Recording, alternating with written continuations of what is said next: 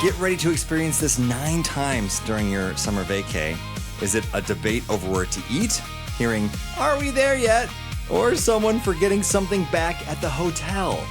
The answer is your number of the day. Going to high school has got to be so tough right now. And one mom wanted to make it a little easier for her son. Gave him a challenge, not do this until he was 18. And I think what happened next is going to make you smile. If you want a better morning routine, it starts with this. Or starts with not doing this, actually. It's a way to level up your life. And if you listen to this show, you know I don't really have a great attention to detail. It's important, though, and the reason why is your Daily Joy Scroll. That's coming up on The Good News Show with Andy, where I'm all about putting a smile on your face and hope in your heart. The Good News Show with Andy. The number of the day is... Get ready to hear this 9 times on your vacation this summer from the kids in the back seat. Are we there yet? It's kind of like life. We always want to get to the destination, but we wouldn't appreciate the destination as much if we didn't have the journey to get there. It's not the destination of your vacation that makes it memorable. It's the people that you go with. My dad and I, when I graduated high school, we left Central California on 2 motorcycles and did 5,400 miles in 3 weeks. Spent my dad's 40th birthday in a campground in Elko, Nevada with a Hostess cupcake and a match for a birthday candle. And it was just a great trip. And that is the definition of quality time. I stand corrected. I was just talking about how vacations are about the people around you, but Sarah took a vacation by herself. I did take a trip to Alaska, and I really enjoyed it, and I was on such a high when I did it because I was so excited being there that I didn't think nothing different about being alone.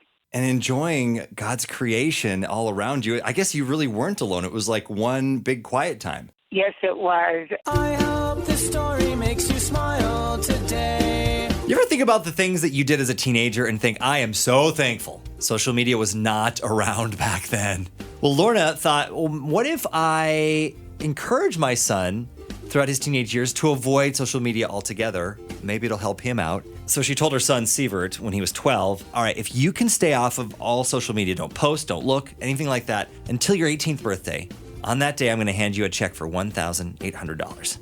And so Sievert avoided Snapchat, Instagram, even TikTok. Oh, those videos, they're so addictive. And his friends would tell him what everyone was doing on social media, so he kind of kept up with the latest trends and everything. And so now Sievert is $1,800 richer, which could really help him trick out his dorm room when he goes to college in the fall. At the place that I'm looking at right now, across the street from me here at KTIS, the University of Northwestern St. Paul. And Sievert is slowly dipping his toe into the social media waters. He does have an Instagram. And his bio, I'm new here. Be nice to me. I know you've got a lot of questions like I do when I drive by a house that's abandoned. Who owns it now? When did somebody leave it? When was the last time that somebody lived in that house? Well, there's a guy that goes into these abandoned houses and take pictures of them. And they are eerie, but beautiful at the same time. Pictures of houses that look like they have just been lived in just yesterday and nothing was taken out of it. Cupboards full of Tupperware and silverware and living rooms full of toys, albeit sometimes from the 50s or 60s. And he says the thing he's learned from touring a whole bunch of these houses is that everything we own is temporary. Before Jesus ever tells anyone to go do anything, he first says, "Come, follow me." The word come suggests movement, the possibility of change, that you're in one place, but you can leave that place and go someplace better. So to come to Jesus, we have to turn our backs on other things.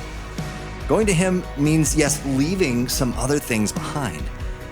And this isn't just a one-time decision. It can start right now, though, with one big yes. And then it's a lot of little okays. I have to do this, too. I have to keep choosing Jesus again and again. I don't know what the number was for you this morning, but for me it was 5. I hit snooze 5 times. And if you want to stop doing that, here's a way to level up your life. The only way to wake up early is to not give your brain the time to think.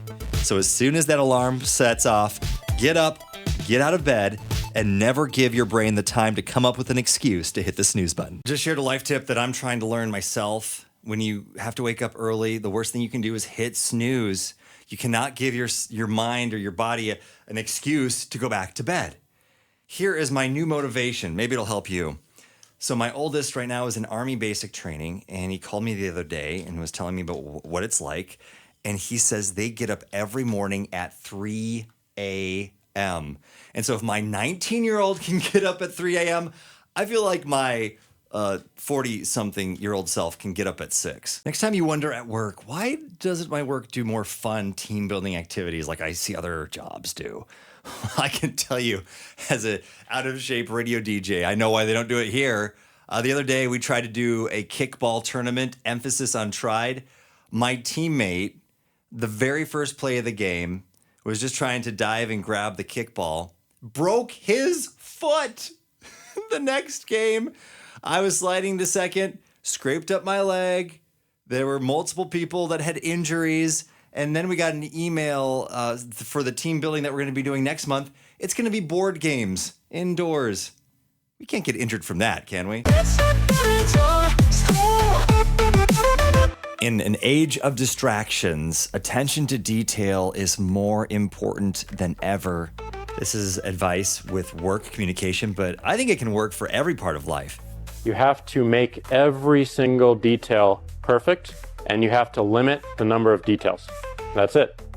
Every detail perfect, limit the number of details. If you can do that well, no matter where you are, you're going to succeed because you're paying attention to the smallest things. And if you pay attention to the smallest things while knowing what's important, then everything else takes care of itself. There's levels of looking. When you can't find that gift card with $2 left on it, no big deal. But then there's your car keys when you're late for an appointment. Some people look for God like that used gift card. Nice if I ever found it, but not life-changing, and I'm not going to go out of my way to look.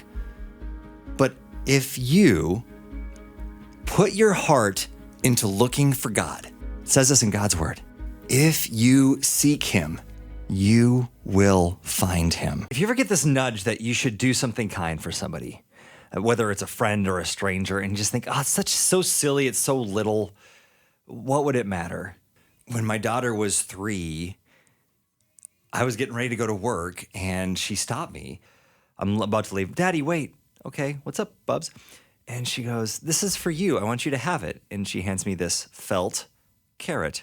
It really isn't about the size of the gift that matters, but the size of the heart that gives it. And it looks like you've got a text from God. There is only one foundation. It is my son, Jesus. Build your life on him. Everything else will fail. He is what holds you steady. Thanksgiving is powerful. And if you don't have a chance to thank God for everything, it can be hard to know where to start. Especially if things are not great right now in your life, you go, what can I thank God for? Well, for one, it's not a matter of forcing yourself to be happy when you're not. So don't feel like you have to be happy. Thanksgiving is just looking your reality in the face and rejoicing at how God is helping you to get through it. So you can pray today by using something right out of his word, the beginning of Psalm 23. I love this.